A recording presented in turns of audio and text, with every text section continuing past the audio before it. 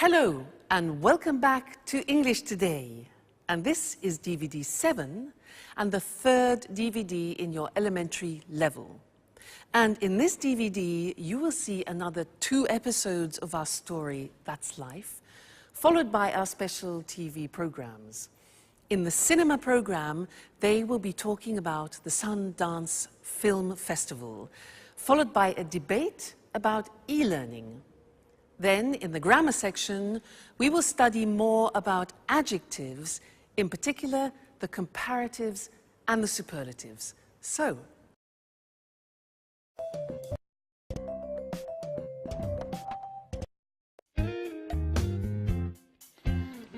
well, guys, why don't we go to the cinema tonight? That's a great idea. What's on? Well, there's the new film with Schwarzenegger. That should be good. You're joking, right? No, I'm not.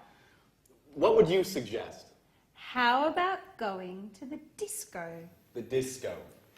Are you crazy, Alice? That's not even music.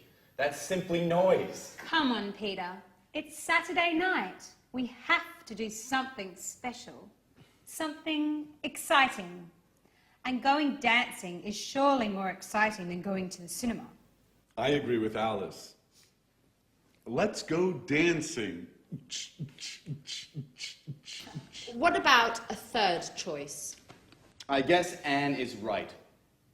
Why don't we try to find a good compromise? Come on, guys. How boring and old-fashioned you are.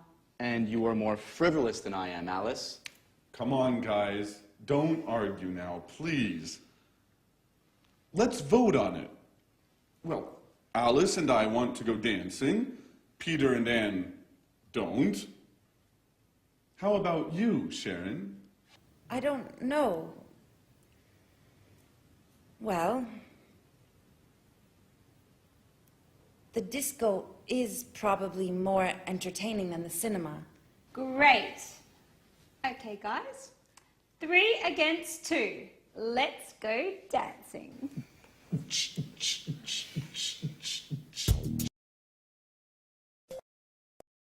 hello and welcome back to English Today for some more English. Now, what would you prefer? Discotheque or cinema? Dancing or a film? Well, we're going to look at comparatives now. I have to buy a camera and I need to choose one. I have to make a choice, so I have to compare 2 different types. Here I have 2 types, look. This one here and this one here. Now they're quite different. Listen to the language I use when I compare them, okay? Now, this camera is smaller than this one. This is really quite big. It's bigger than this. And it's also heavier, this camera, than this one. This is a light camera, so it's lighter than this model. Now this model looks more sophisticated and probably more artistic than this one. Whereas this one looks more practical, but maybe less complicated. What do you think? What else? Well, this is definitely more expensive than this one. This is probably cheaper, I think, because this has a big lens as well. So, I'm not sure. What do you think? I like the idea of a more sophisticated camera, but I think it's more expensive, so I think I'll have to go for the cheaper one, which is the digital one. I think I'll choose this. All right? Good. Now, let's go and have a look at the language and see how we formulate comparatives in English. All right? If you have a 1-syllable word, you remember 1-syllable words like cheap, small, hot, high, then to make the comparative, it's easy. We add ER to the adjective. So cheap becomes cheaper. Small becomes smaller. Hot becomes hotter. Notice we double the T. High becomes higher. So some examples are the new model is lighter than the old model, or London is safer than New York. Today is hotter than yesterday. All right, so those are adjectives with one syllable. But what happens if you have adjectives with 3 syllables or more? Look at the examples. Interesting is an adjective with 3 syllables. Interesting, no, 4 syllables. So it becomes more interesting. You see what happens? We put more in front of the adjective. So more interesting. Difficult. How many syllables? Difficult, difficult. Okay, so it becomes more difficult. Therefore, the example we have next is the new model is more practical. Or London is more expensive than Madrid, for example. This test is more difficult than the last test. So you see, how we formulate the comparative depends on the adjective that we use. If it's a 1-syllable adjective, we add er, cheap, cheaper.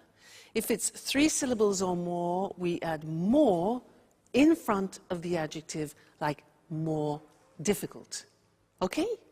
Now, we are going to go back to that slide where the girls are getting ready to go dancing.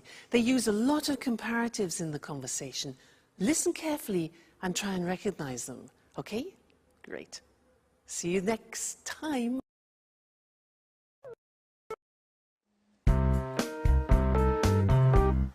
Here's my party hat. How do you like it? You look great. I envy you. Hats really suit you. Well, I envy your room, Anne. But with all this traffic, how do you sleep? Oh, I'm used to it. Which disco are we going to? Paradise. It's a new disco on King's Road. It's very nice. Did Tom and you go there together? Yes, we went last Saturday. We spent a nice night together. Maybe I asked the wrong question. You don't like Tom, do you? He's boring. Very boring. Besides, he's an Aries, and he talks too much. Last night, for example, he showed me all the pictures of his holiday in the Alps. He talked for an hour about the mountains. But I hate the mountains. Why do you say that? The mountains are beautiful and spectacular. I prefer the beach. It's more relaxing and entertaining. Oh, I don't know. I think the beach is more boring than the mountains. Why do you say that? Well, think about it. Lying on the beach every day, it's much more interesting to be walking in the countryside. Yes. But it's usually colder in the mountains. I think the beach is also more romantic. Girls, stop talking nonsense. How do I look? You look very pretty, Alice. Thanks, Sharon, but you look better than me. No, how can you say that? You're much more tan than I am. Yes, but you are in better shape. And me? How do I look? You are very pretty too, Anne. I'm sure I'm not nearly as beautiful as you. Come on, guys. Stop making stupid comparisons. Let's just say that we're all different. Hey, girls. Okay, are you ready? I need your advice. Which shirt is better according to you? The red one, it's much better than the blue one for a disco night. And you, Sharon? What do you think? Well, I think the red one is funnier, while the blue one is more professional. I prefer the blue one. So, girls, which shirt should I put on? I told you, the red one. With that one on, you look more macho. Yes, macho. That's the right word. Really? Macho? I like it. Okay, I'll put on the red shirt. Do you agree with Alice, Sharon, about being macho, I mean? Come on, Jack. It's late. The disco's waiting for us.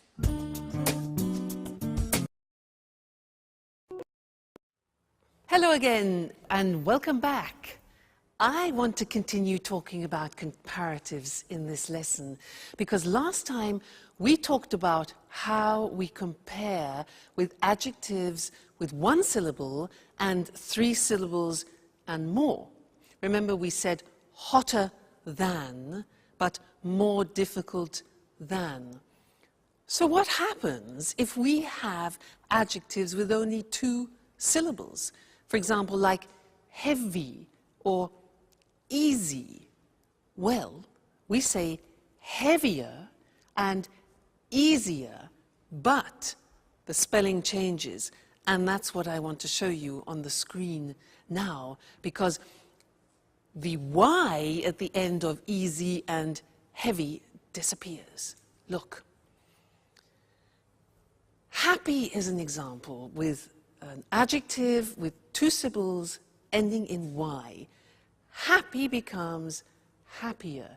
Take out the Y, put in I-E-R, okay? Then funny, funnier, and easy, as we said before, easier. Heavy again, another example, heavier. Okay, so be careful. Remember that the Y becomes an I. Some examples. I'm happier than you. His joke was funnier than mine. English is easier than Russian. All right? So that's important to remember. But that's not all. There are some real exceptions, as always, in the English language, also in the comparative form.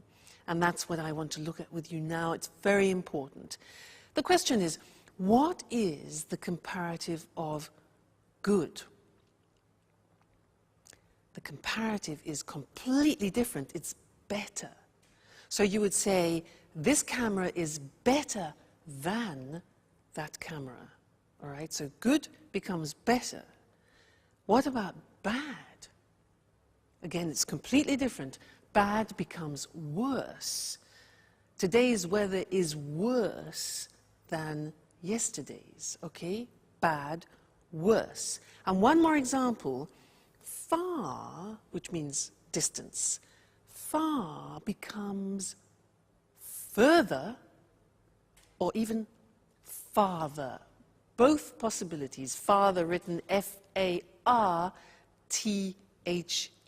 as you can see on the screen, all right? So those are the big exceptions. Good becomes better. Bad becomes worse. Far becomes farther or further. You choose. Examples, walking is better than running. Today, the weather is worse than yesterday, and Southampton is further than Brighton. All right? So those are all the most important things that you need to know when you're comparing things. Don't forget the exceptions. They're very, very common and easy to forget. All right? Great. So I'll see you next lesson, where no doubt you will be speaking English better. Okay? See you then.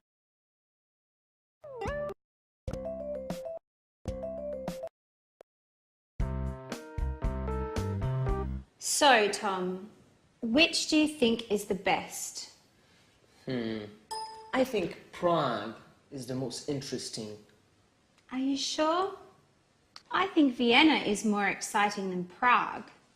Yes, but it's certainly the most expensive tour. It doesn't matter. My father is going to pay for everything. And what about Madrid? I think it's probably the most exciting. Why do you say that? Well, the nightlife. I'm sure there are a lot of discos. That's true. But it is certainly the hottest city. You're a good friend, Tom, but you are so boring. I don't really care about the weather. I just want to enjoy myself. This trip is my father's birthday present to me. I want to go to Europe's most interesting city, but also the most special and the most entertaining one. I see. Well, I think all three are interesting cities. Hi, guys. What are you doing? My father is going to give me a trip for my birthday, so I'm choosing where I would like to go. Oh, really? That's great.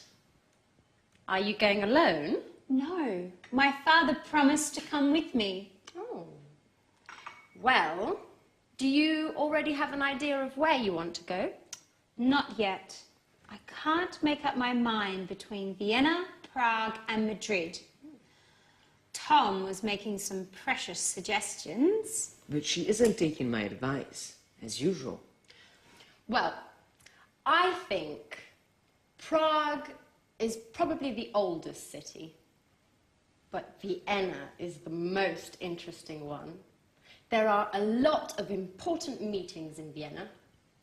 Oh, and lots of museums too. Well, Madrid also has a lot of museums. Do you agree with that? Yes, that's true. But Madrid is certainly the hottest city. Oh my God, Anne. You are like Tom. You both talk nonsense. I think you two should go out together. I think you would get on well. Alice, what are you talking about? You're joking, right? Well, not really. I think Tom is perfect for you, Anne. Come on, Alice.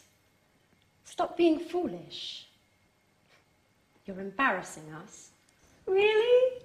There's no need to be ashamed.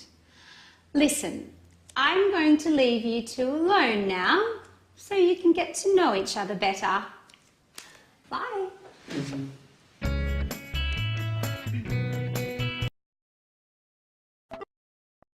Hello again.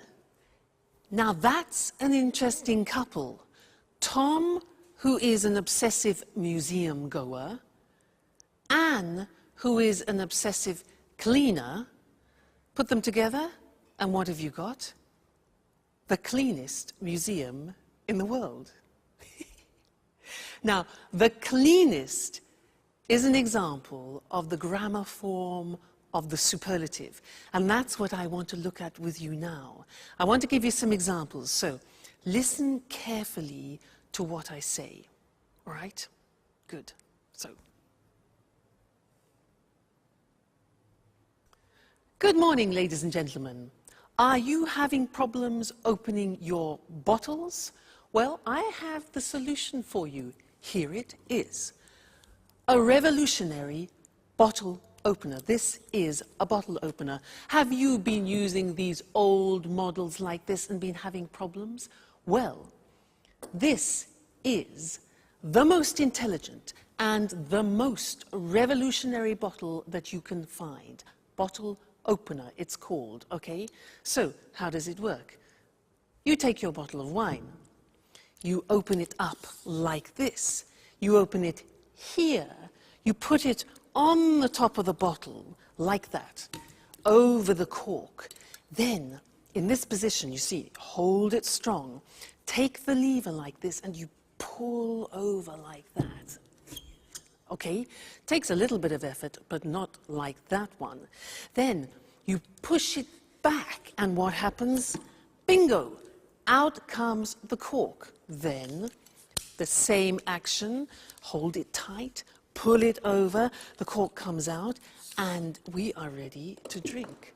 This is, ladies and gentlemen, the most effective, the newest, the quickest, the smartest, and the most revolutionary bottle opener that you will ever find. And it's the most economical. It's the cheapest. It only costs €20 for you. So, buy one today, and let's pour some wine and toast to the most superlative bottle opener in the world. Cheers. That's nice. Great. That was the superlative.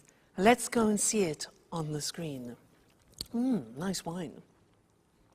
Now, when we have an adjective with one syllable, like cheap, what we do is we add the at the beginning to make it superlative, and then we add est to the adjective. Look at the examples. It's the cheapest, the newest, the quickest, the smartest bottle opener in the world. Okay, so the plus est at the end. Now, if the adjective is 2 or 3 or more syllables, it changes, as I said, and it becomes the most effective. Now, the adjective doesn't change, but in front of it we put the most effective. It's the most economical bottle opener. It's the most beautiful, it's the most revolutionary bottle opener. Okay, so again, be careful. Is it a 1-syllable adjective? Is it a 2 or 3 or 4-syllable adjective? Because it changes. Great.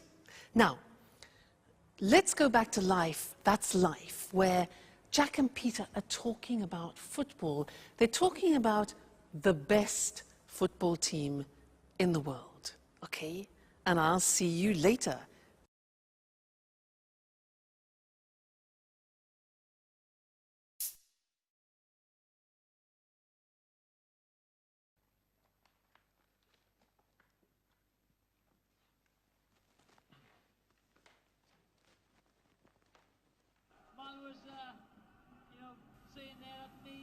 Hey, Peter.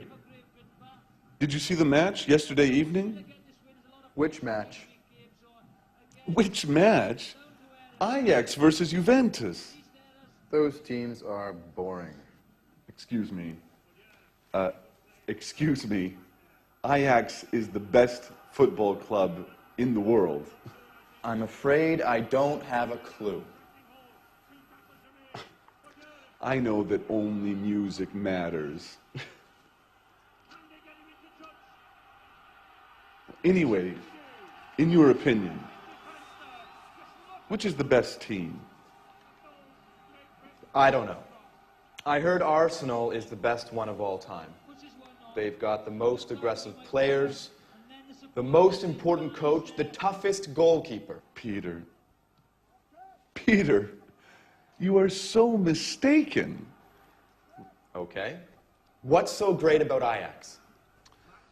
Well, first of all, their defense is superb. It's much more intelligent than Arsenal's. No, Still, no. But you promised me. You're always busy. No, I don't want to go anymore. Anyway, thanks, Daddy. Thanks for your present.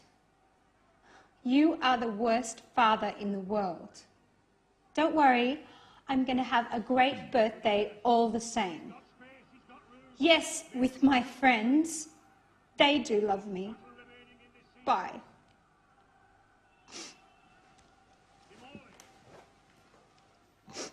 is everything okay, Alice? No, nothing is okay. My father keeps on being the same. Oh, come on, Alice. Don't cry, please. Tell us what happened.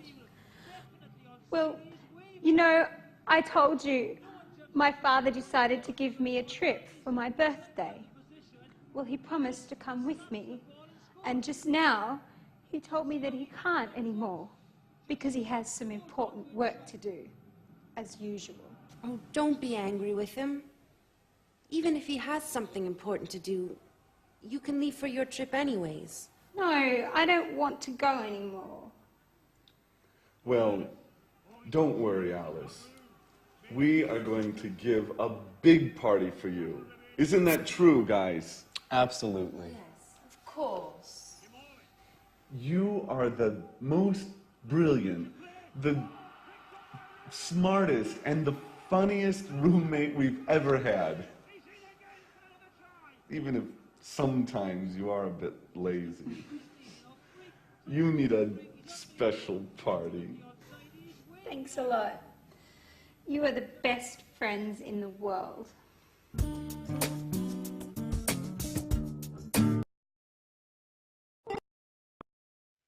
Hello again.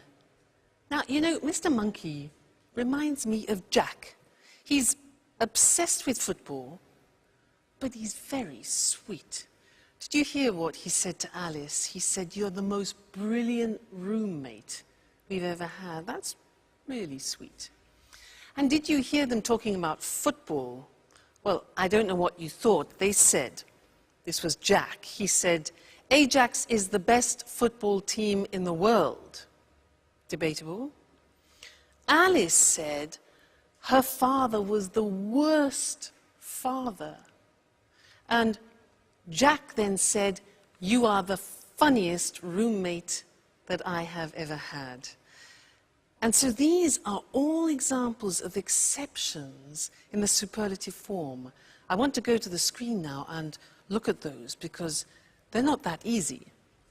So, look at the first example. With adjectives ending in Y, we remove the Y as we've learnt before, and we add I-E-S-T. So, funny becomes the funniest.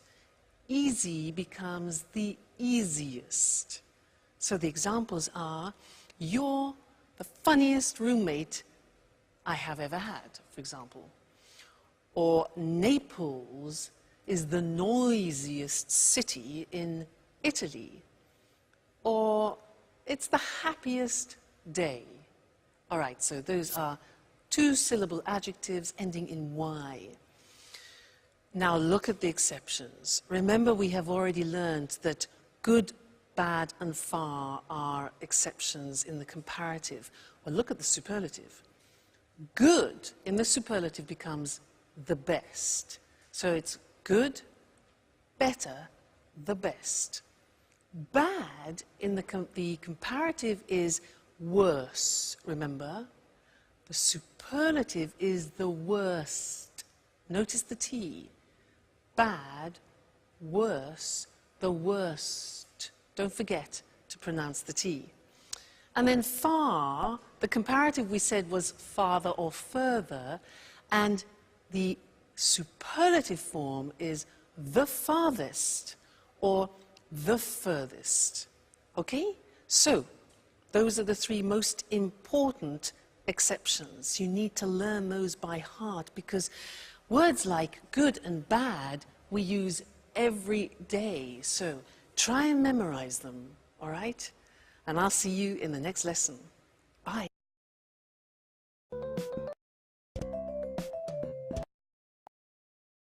Good morning, good morning. Welcome to this week's edition of Talk Cinema. Here in the studio with me is Sanjeev Gupta, our cinema expert. Good morning, Sanjeev. Good morning. Well, Sanjeev, what are you talking about today? Today I want to talk about the Sundance Film Festival. Sounds interesting. I've heard of the Sundance Festival. What exactly is it? Well, to put it simply, Sundance is a festival for independent films and people interested in them. Okay, can you explain what an independent film is? Independent films, sometimes they're called indies, are films that don't come from the major Hollywood studios. They're produced and financed by the directors themselves, and they're usually low-budget productions. But of course, this doesn't mean that they're appreciated less than normal commercial films. Of course, independent films can be very interesting, and often they deal with contemporary issues. Exactly. You can't compare independent films with Hollywood blockbusters. They're two completely different things. Well, Hollywood films are more spectacular. They're usually high-budget productions, and the money comes from the Hollywood studios, not from the directors. There's more money to spend, so they can feature famous stars. There's another important difference here. Hollywood movies are distributed throughout the world. That's how they make so much money at the box office. Right, Sanjeev? Right, Lucy. On the other hand, independent films generally win the praise of cinema critics, but make less money at the box office. OK, let's go back to the Sundance Film Festival. Well, this festival has nothing in common with the Oscars night in Los Angeles, but it is the most important film festival in the world for independent films. It's important because it promotes the work of many young directors. When did the festival start? Robert Redford organized the first festival 25 years ago. The festival takes its name from Sundance Kid, the character Robert Redford plays in the film Butch Cassidy and the Sundance Kid. Today, the Sundance is divided into two sections. The main section is called the American Competition and is for American films and documentaries. The second section is the World Cinema Competition. This is for all other films. You know, Sundance is great fun. In addition to the films, there are parties and concerts and also special meetings for film students. Well, the Sundance Festival sounds fun. It's smaller and younger than other film festivals. There aren't lots of Hollywood stars. The awards aren't as prestigious as the Oscars. But it's an important festival. Right, Sanjeev? Right, and don't forget, it's great fun. OK, thank you, Sanjeev. And goodbye. Goodbye. Goodbye, and see you next week for another edition of Talk. So, the Sundance Festival takes its name from the Sundance Kid, the character that Robert Redford plays. A character is a person in a film. And we say that an actor plays a character.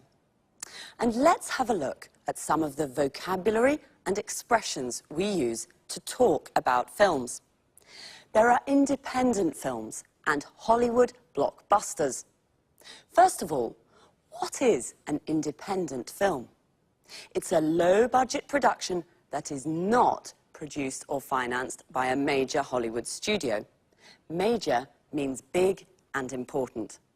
A low-budget production is a film made with little money. And what's a Hollywood blockbuster? It's a high-budget production that is produced and financed by a major Hollywood studio. A high-budget production is a film made with lots of money. To produce a film means to make a film, and to finance a film means to find the money to make a film. We say a film is produced by and financed by someone. So, an independent film is usually produced and financed by the director of the film. The director is the person responsible for making a film. He or she directs the actors and decides how to tell the story of the film. Independent films are sometimes called indies, which comes from the word independent. Because Hollywood blockbusters are high-budget productions, they can feature famous stars. Famous stars are famous actors. So, if a film features famous stars, it means that famous actors and actresses are in the film. Pretty Woman features Julia Roberts and Richard Gere. We say Hollywood blockbusters are commercial films. This means they are easy to watch and easy to sell. They're made with the purpose of making money. All right, cinema lovers, that's it for now. Bye, and see you again.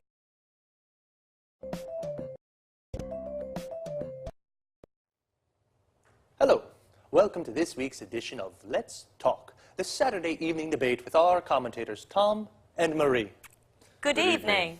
Tonight I'd like to hear your thoughts about e-learning. You know, when I was a teenager, I hated school and studying. As you can imagine, my exam results weren't very good, so I couldn't go to university. Now, I'd like to study philosophy, and I'm thinking of taking a distance learning course using my computer and the internet. Well, e-learning. The E means electronic, so e-learning is electronic learning. This is a new and convenient way of studying. Many universities around the world now offer distance learning degree courses via the internet. You can take a course from a university in England or in the States without leaving your home. That's true, but you need to have a lot of motivation to take an e-learning course. Why? Well, good time management skills are very important for successful e-learning. You mustn't waste time. You must study a little every day. It isn't always easy, especially if you work. Okay, e-learning courses can be more difficult. Traditional courses can be better. But there are many advantages to studying for a degree at a distance. What are these advantages? In fact, let's talk about the advantages and the disadvantages of e-learning. Okay, one advantage, you can study when you like and where you like. I see. So it's a flexible way of learning. Exactly.